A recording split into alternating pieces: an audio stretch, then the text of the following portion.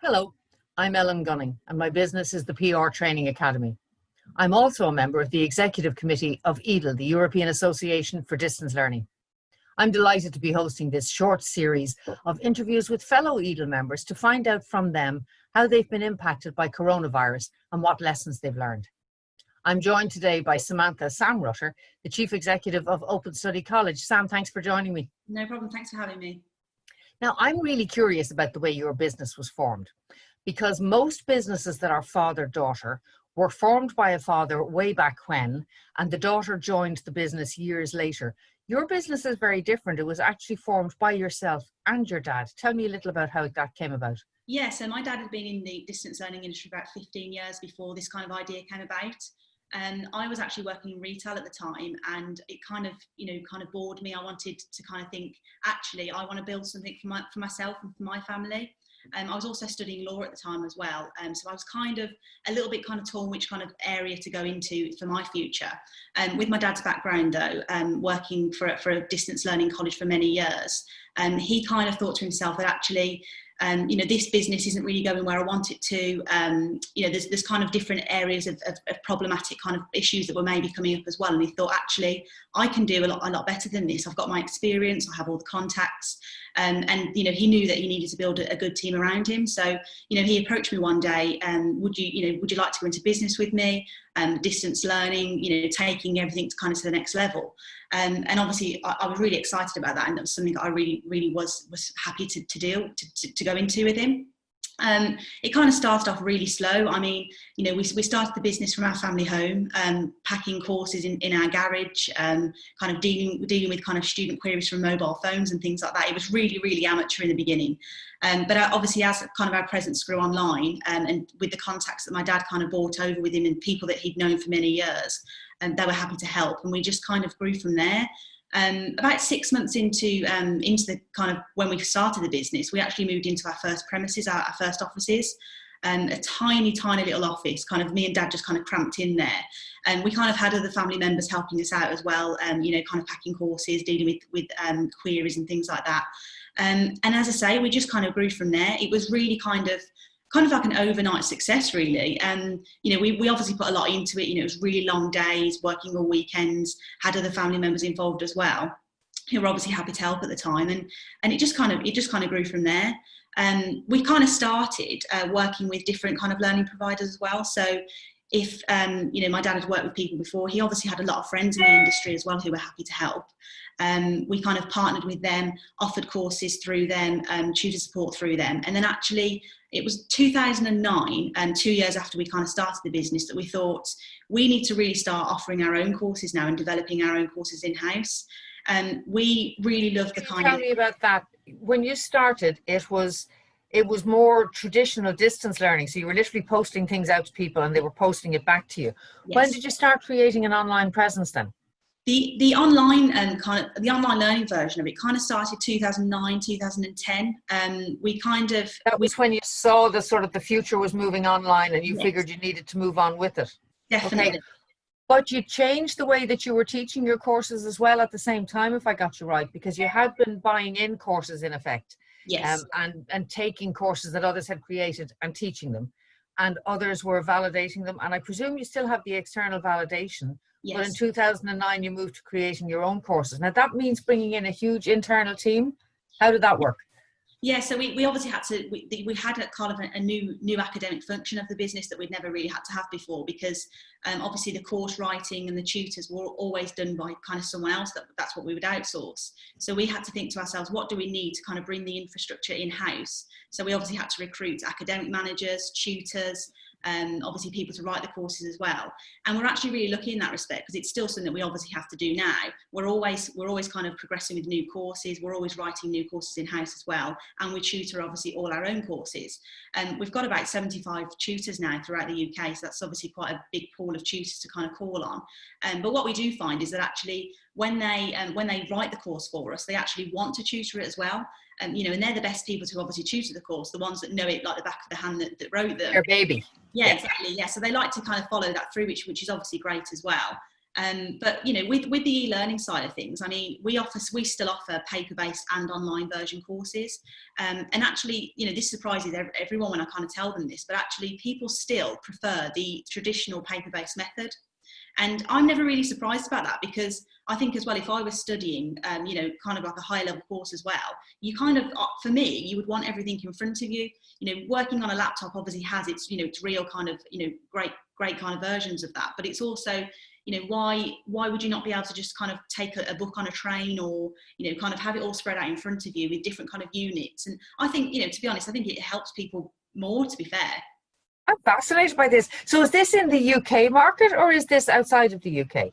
We're predominantly in the UK, but we do have many international students, and actually even then they're quite happy to pay the postage to get the courses, you know, posted out to them, because again, No, it actually makes sense to me for international students, yes, because they are physically more at a remove and very often have less access to internet, or it's expensive to use data. So I get it for that, but the UK, I'm fascinated by the fact yes. that they You would think, still prefer paper-based. Yeah, totally. You would think that everyone, you know, everything's online nowadays, everything's so accessible, which obviously we offer that service. If that's kind of how you learn best, then that's great. And obviously we offer that, but we still also offer the traditional paper-based method. And actually it's something like 75% of our students prefer the course pack, which is, it's surprising, but I can understand it. I really do.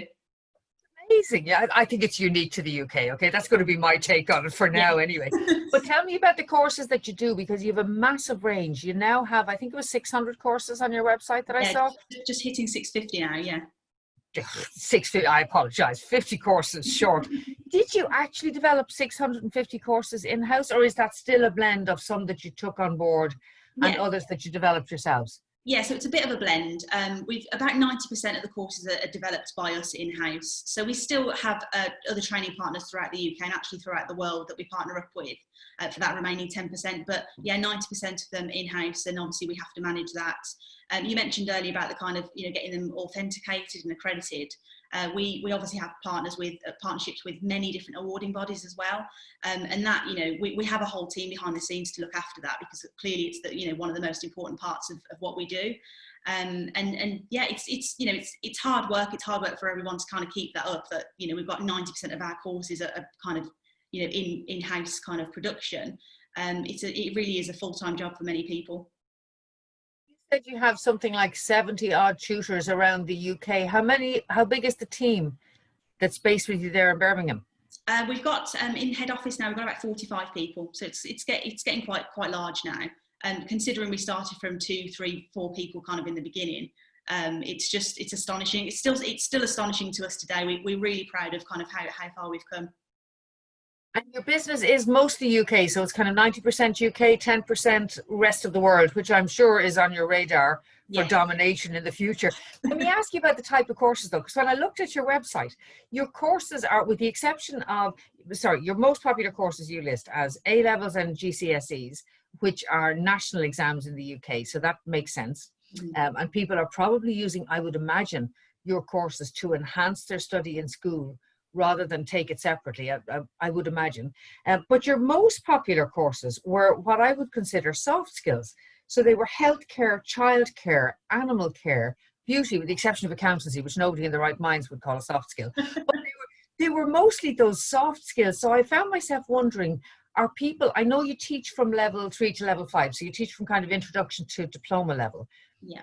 What are people looking for in terms of careers, or why are they mostly studying these courses as kind of, I don't mean to denigrate hobbies now, but are they studying them as something to add on to the course, to what they already do in work? Or are they looking for them to change careers? Or what are they doing with the courses that they're studying from you? Well, we've actually done quite a lot of research into this quite recently, over the last kind of 12 months. And we actually worked out that 75% of our students actually study with us to enhance their career. So obviously there is the other percentage of kind of hobby-based courses we kind of call interest courses, like your kind of hairdressing and animal care, things like that. But 75% of our students study with us because they need the full qualification to either upskill for a new role or completely change the career, because that happens quite a lot as well. Your age group then for your students would be quite mature. Actually, our predominant audience is around 18 to 38. Obviously, we cater for everyone, though. Like you just said, we kind of start from level 2 and 3 up to level 5 predominantly. But actually, we have a couple of level 6 and 7 courses, mainly accountancy type courses. So they're kind of, looking at really kind of senior roles in accountancy. But we try to kind of offer something for everyone and something for the whole family as well.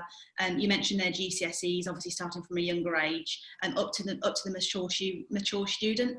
I mean, we have a couple of students actually that are in the 90s that study with us, and they obviously aren't looking for any kind of career change or anything like that. But it's just to keep their brain. People like that. I love people like that. I remember saying to somebody years ago that I was going to study law when I retired. And they said, well, are you thinking of retiring? And I said, maybe when I'm 75 or, something around that. Mm-hmm. And they said, why would you study law? And it was literally that. It was to keep my brain active because I'm curious about it. So I love your 90-year-olds who are studying. Yes. And I think they deserve the paper-based, to be fair. But yes, that's a different day's work entirely. But tell me then about, so you're 18 to 35. It's mostly career change. Is it mostly women? Because mostly women study the softer skills. Yes, most of our students are women. We're kind of working quite hard in the last kind of 18 to 24 months to try and make sure that actually, men understand what we do as well. There kind of is that split. You've kind of got the academic side of the courses, which obviously A-levels, GCSEs, that's quite, kind of an equal split between male and female. Then you go into the kind of the hobby-based courses or the interest, as I say, like hairdressing, animal care, beauty therapy, that is predominantly women. Then you kind of get to the higher level and, you're looking at business courses, accountancy. Whilst there's a good percentage of women that study those courses, it is mainly males that do those types of category courses. But, men study the more serious courses and the women study the hobby courses. Well, the kind of split is, it's more male dominated, but we're really trying to work hard to kind of get everyone to understand what we do and what we can offer them. I think, what's kind of happened with COVID the last couple of months, people have kind of been in this lockdown situation. A lot of people on furlough as well and wanting to kind of keep their brains active and thinking, actually, what does my future look like? Am I going to be able to go back into the job that I once had? Because as we know, unfortunately, people are losing jobs kind of left, right and centre. And actually, what we're trying to do now is to make people understand what we do and how we can help them. We're here because we like to help people. We like to see people get that new job. We like to see people progress in their current roles. Everything we do here is, the student really is at the heart of everything that we do. And, this kind of time that we've had the last couple of months, we're seeing so many more people come to us and actually saying, I didn't realise that a service like this was even out there. How can you help me? And actually, we go through so many different options with them, and they say to us, I didn't even realise this was even an option for me. People. Actually, one of the incredible statistics to come out of COVID worldwide, that people, not so much that people didn't know there was an online option available. I think most people were aware of that, but that people are actually prepared to try online who weren't prepared to try it before.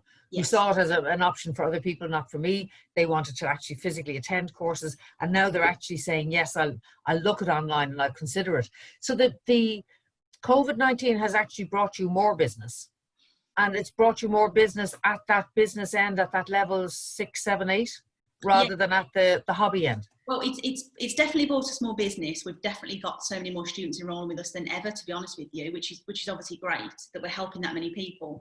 Again, there is quite an even split on the kind of interest courses, the academic courses, and then the kind of vocational courses as well. So I think it's just kind of it's kind of like a wide spread of kind of everything that we've seen the last couple of months. There isn't really a pattern to kind of what people are enrolling on. It's the volume has just increased overall, really. So it's very hard for you to tell then, as a business leader, where you should be going in the next 6 months or 8 months to provide services to people if they're basically buying everything. And you can't identify the nugget and say this is what they're after. So how are you planning for the future? Because it looks like we're all going to be in some form of lockdown for a very long time to come. Yes, exactly. I mean, it's been hard, actually, to be fair. And, we've kind of had to take week by week, month by month, and there's kind of no real kind of end in sight to when we're kind of going to go back to normal, however that's going to look. But I think what we're focusing on at the moment is the higher end, the higher level qualifications, the actual academic side of the qualification as well, like the A-levels, because as we know, all those, all the exams and everything is kind of just shot up this year with kind of issues that, you know, people can't sit them, and what am I going to do? How am I going to get to university? So we've been spending a lot of time over the last few months kind of helping those kinds of students that have kind of found themselves in a little bit of a, you know, a bit of a hole really as to where they kind of can go and what their future looks like. And that's kind of, you know, we've helped so many students on these A-level courses, and kind of helped them to understand what's going to happen next year. How am I going to go to university if this has all happened? So we're kind of coming to the end of all that now, where people are kind of understanding what they need to do, and the advice that we've given them, and kind of put them on the right track again. And now what we're focusing on is the qualifications that people are looking for to enhance their careers. Because as I say, you know, unfortunately, we've had so many people come to us saying, you know, I've lost my job, or I don't know when I'm going to be able to go back to work again. And actually helping them, you know, kind of see where their future lies. It might be a complete career change. But, you know, the good thing about what we offer is that we offer it from, you know, all these different courses and these categories at lots of different levels. You've enhanced the number of counsellors or career advisors then. You've actually created employment, have you? Yes, I mean, we're still recruiting now as well. I mean, we've got a student advisor team of around 15 at the moment. And at the moment, it's not enough, because we have so many people coming on to us, kind of, you know, what can I do? How can I get onto this course? What do I need to get onto it? And that talk through and that counselling. You yes. mentioned A-levels and GCSEs. Can they now be taken online? So the people who are studying with you, where are they left? Yeah, so unfortunately, obviously the problem is with what happened with the A-levels kind of being cancelled, is that we didn't really get any support or guidance ourselves as a college. It was kind of, you know, the exams are cancelled and that's it. You know, all the grades are going to be given on predicted grades. And it kind of, you know, that was a bit of an issue for us, because obviously with a traditional college, you know, your teacher is there in the classroom all day, every day with you. They know you as an individual. They obviously see, you know, they see your work every single day. With distance learning, obviously the student never meets the tutor face to face. They don't know them as an individual person. They might not have even had many kind of pieces of coursework given in at the point of when all this happened. So actually it kind of left us very open, because we were thinking, well, how are we going to get these students passed on this course? What are we going to do? And it kind of thrown up lots of different issues that we've now kind of, you know, dealt with. But it was a case of, if, you know, a student hasn't given any work to their tutor over the last kind of 6 to 12 months, yet they're wanting a predicted grade based on nothing. Obviously that caused us a few issues, which we dealt with, and it's kind of, you know, it's all cleared up now. And they do have an tutoring assignments. Sorry to cross. Your tutoring assignments aren't compulsory then. So if a student is studying with you, they may choose to submit assignments or not. Well, the assignments, they are actually, they're not compulsory, but they're advised that you obviously give us some work so we can see how you're getting on, and actually advise whether you're right for the exam or ready for the exam.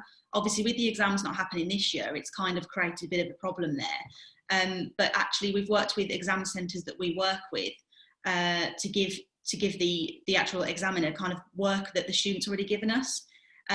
But the problem is, you know, there still isn't really a date of when they can sit their exams. We've kind of heard rumours that the autumn might be a good time for them, but I'm not sure. And the problem is, we've had no real guidance on it.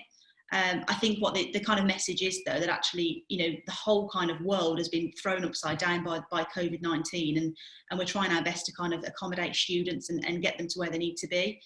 Most of them, you know, completely understand the situation. They also don't want to kind of get rushed into an exam that they weren't kind of expecting in the autumn, if they were kind of, you know, looking to study them next year or to take their exams next year. But I think the point is that, you know, we've had to change the way that we work. Students have kind of had to, you know, understand how we work as well, and kind of what else is going on in the world, which clearly it's a little bit of a mess at the moment. But we're trying our best to make sure that students are kind of as unaffected as possible. And as I say, most of them, you know, they completely understand what the kind of current situation is. But the other providers or the accreditors that you work with, are they actually moving to an online system of exams sort of with you? Or are you finding that you're behind them, or how are they working?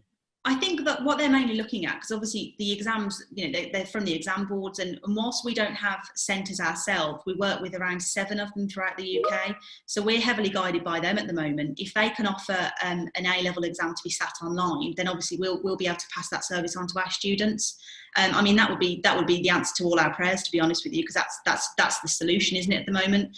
It means that they can sit the exams, they haven't got to wait till next year, and they can kind of get on with their studies and kind of carry on with their lives and university places and all that. But that would be great.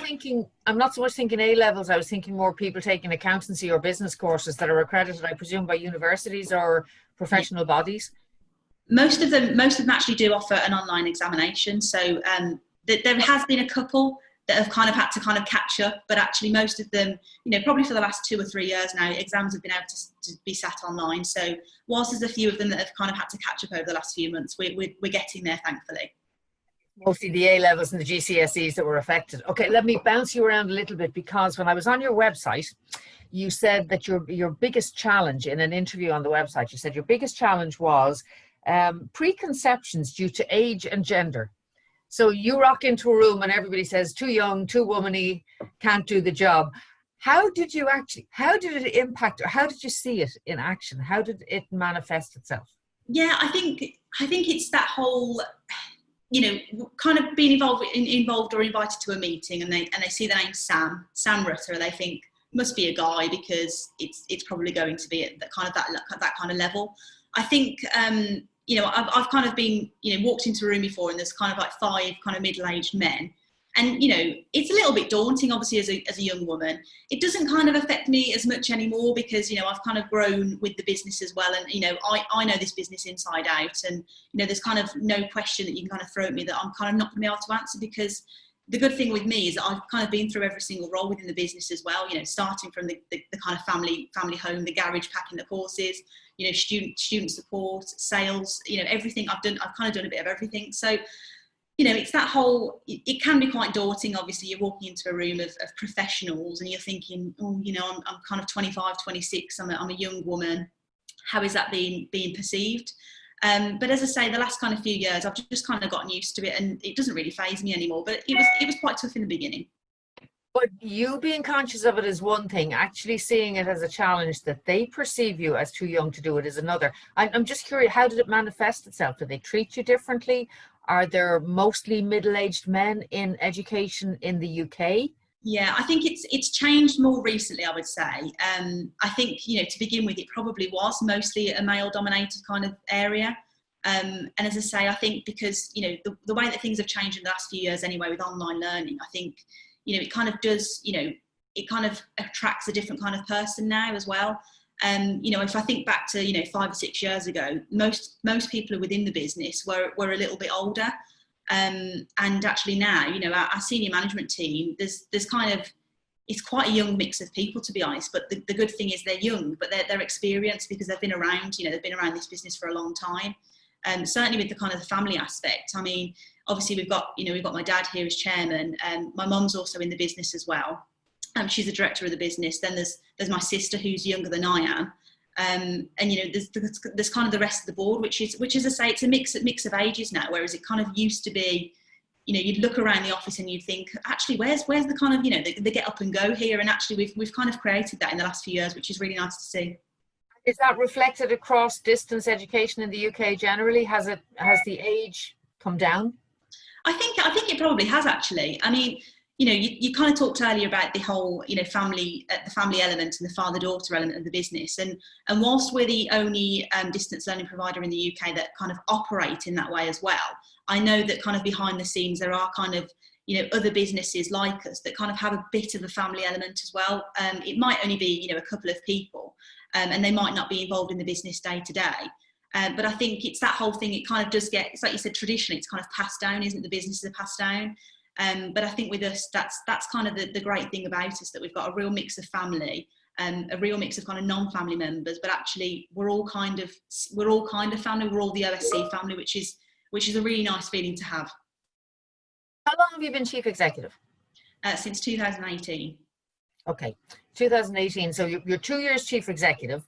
Think with your head on you, thinking everything that you've learned in the last 2 years, particularly in the role that you're in at the moment, and add coronavirus into that, and give me your best 2 nuggets maybe for somebody who's coming into the industry, who's coming into online learning. What are the 2 things that you would think are most important for them to know, or the 2 things that most surprised you, that were most beneficial to you over the last 2 years that applied to Corona?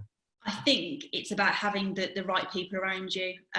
We've had some quite big management changes in the last few years, which have all been really positive changes. But I think it's just, what happened with COVID, the kind of week before the lockdown situation, we kind of thought, how is this going to play out for us? How is this going to play out for our business? It was a bit of panic stations, really, thinking, right, we've got to get the whole office now kind of working from home and work-based, and kind of trust that everyone's going to be able to get on with everything as they would here. There was a few days where it was what's kind of going to happen. And actually, day 2, day 3 of kind of lockdown and everyone's working from home, it was actually, we realised that not that we didn't know this before, but we realised we really have a great bunch of people here working with us. And I think, it's helped on the family element, because we kind of, we want to treat everybody as a member of our family. That's how we see it. The core of the business is our family. So, it's kind of like a big extended family. But I think the main point is that you've got to have really good, trustworthy, passionate people around you, because if you don't have those, you haven't really got a real kind of, successful business. And that's kind of half the battle, really. That's a great note to close on, and I do not envy the HR recruitment consultant who tries to find someone who has vision, passion, ability to work on their own and wants to be part of this great big family that you run. Sam Rutter, thank you for talking to me. No problem. I'm Ellen Gunning from the PR Training Academy. I've been talking to Sam Rutter, the Chief Executive of Open Study College, and this series has been sponsored by EADL, the European Association of Distance Learning. Until next time, stay safe. Goodbye.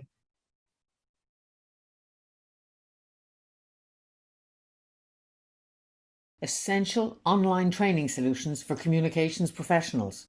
The PR Training Academy.